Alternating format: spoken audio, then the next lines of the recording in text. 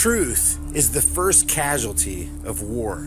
A lot of people say they fight to defend the United States, not knowing that according to U.S. Code Title 28, 3002, the United States is defined as a federal corporation.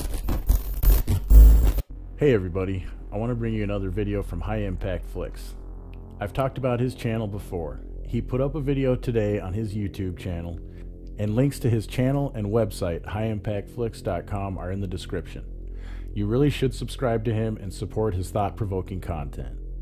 It definitely has forced me to really challenge my beliefs. I'm mirroring this video he posted because of exactly that. It was one similar to this that allowed me to finally let go of some of my attachments to statism and the symbols we can sometimes unquestioningly worship.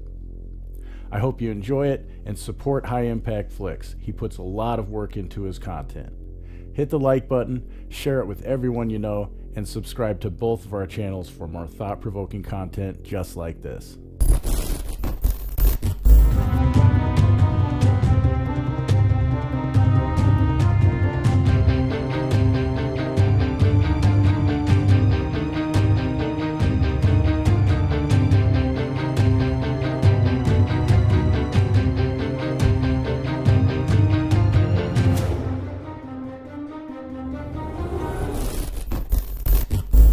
While the NFL continues to hemorrhage in the ratings category as they piss off its paying customers by showing what people generally view as blatant disrespect for the flag, military personnel, and the country, mainstream media is working hard to get you to believe that Trump is being racist because he asserted that league owners should fire SOBs who aren't being patriotic.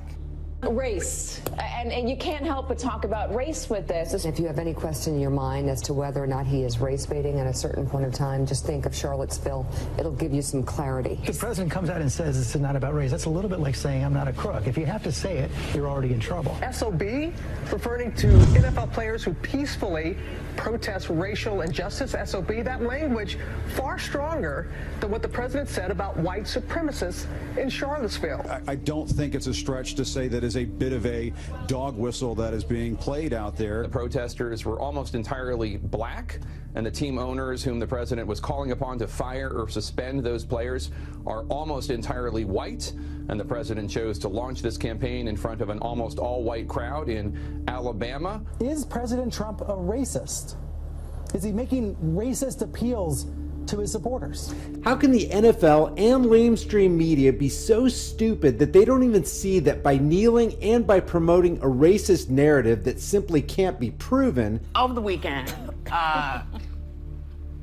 the bumming chief decided he was gonna make some noise. Then he sort of went crazy. He also tweeted this morning that the issue of kneeling has nothing to do with race. It's about respect for our country, flag, and national anthem. So I say it is about race, and it is about respecting people. They're alienating their audience and unknowingly, significantly contributing to Trump's campaign fund for his presidential run in 2020. Or is this just a small part of a larger plan? Here's what Trump says about that accusation of racism. I watched a little bit. I was not watching the games today, believe me, I'm doing other things, but I watched a little bit, and I will say that there was tremendous solidarity for our flag and for our country. This has nothing to do with race. I've never said anything about race. This has nothing to do with race or anything else. This has to do with respect for our country and respect for our flag. Now, somebody who did make this about racism is the guy who started this whole ball rolling in the first place, Colin Kaepernick. You have Hillary, who's called black teens or black kids super predators. You have Donald Trump, who's openly racist. So what is this country really standing for? Now, this guy can say whatever he wants, and these players can do whatever they want. But when the president defends the flag, defends servicemen and veterans, and defends the national anthem, you're obviously going to see a ratings boost for him and a ratings and revenue drop for the NFL. Oh, and the mainstream media. In the comments under my last video, I was accused of hating America and hating the men and women who have served in the military. Some people unsubscribed, but I have a question for you.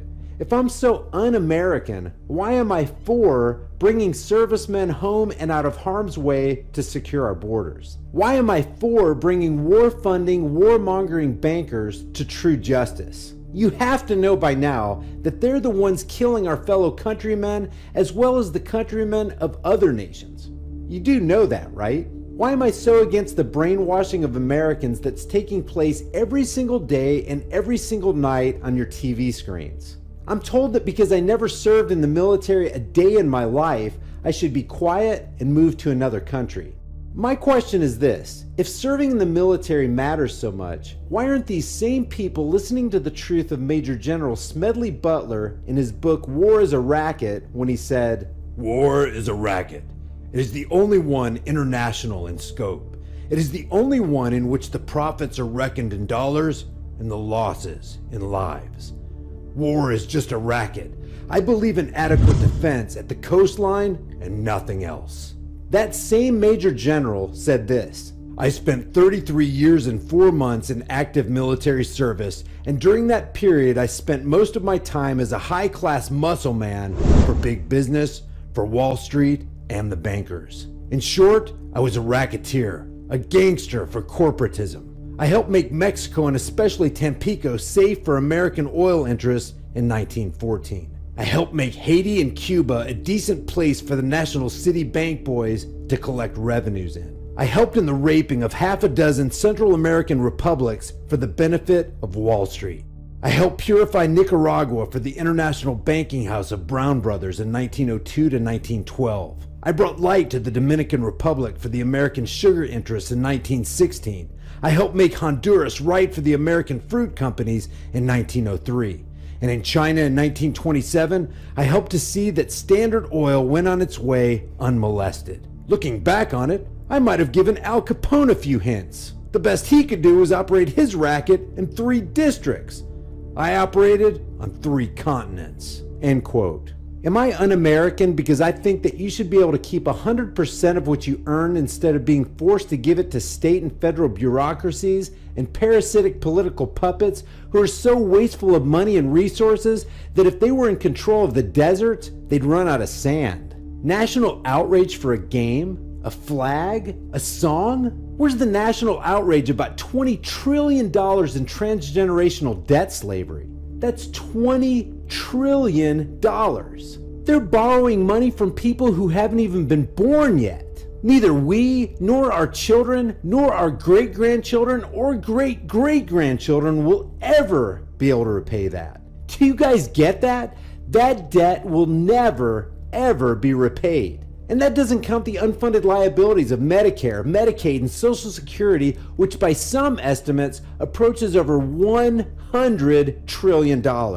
Where's the outrage at government-protected pharmaceutical companies poisoning people with lead and mercury, giving kids autism, and even killing people with FDA-approved drugs? Where's the outrage about the introduction of the neurotoxin called fluoride in city water supplies? Where's the outrage about people being unjustly caged for possessing the safest, most effective drug on the planet in this supposed land of the free, while cigarette smoking is responsible for more than 480,000 deaths per year in the United States, including more than 41,000 deaths resulting from secondhand smoke exposure? Where's the national outrage over the violent aggression of the IRS toward those who don't want to give a huge percentage of their hard-earned wages to a bogus federal bureaucracy? Why aren't people up in arms or kneeling about or reporting that the fiat currency Ponzi scheme set in motion in 1913 with the birth of the Federal Reserve is stealing people's income through the hidden tax called inflation? What about the millions of innocent people we've killed in foreign lands under the direction of the Trilateral Commission and the Council on Foreign Relations? Thank you very much,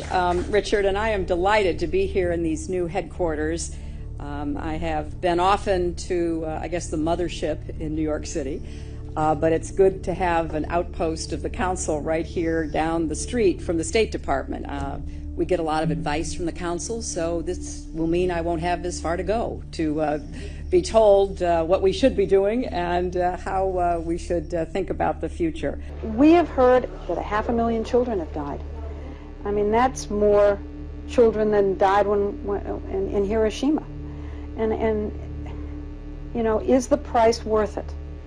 I think this is a very hard choice, but we think the price is worth it. Why aren't people rending their garments over that? Why is it that these same people who are upset about millionaire football players not standing in reverence for a song and a flag aren't more upset that our country's leaders have plunged us into over $5 trillion worth of debt slavery in the Middle Eastern wars alone? Blind patriotism in its simplest, clearest, and most undoubted meaning is for rulers nothing else but a means of realizing their ambitions and corruptible ends. For the governed, or those who are being ruled, it's a renouncing of human dignity, intelligence, and conscience, and a slavish submission to their governing masters. Wherever blind patriotism is championed, subtle and blatant tyranny most definitely has the upper hand. And history bears this out. Unquestioning, ignorant patriotism is slavery. It's slavery to a system and to the system's rulers who desire that you be preoccupied with bread and circuses while they quietly work behind the scenes to steal more of your wealth and expand their footprint of global dominance. And with over 800 military bases in over 70 countries around the world, dominance and power is the true name of the game. So the question is, which game will you continue to focus your sights on as today's media continues to redirect your attention to things that by comparison don't even matter? Thanks for checking out another Questionable Authority video. Feel free to share our content with everyone you know to get the word out.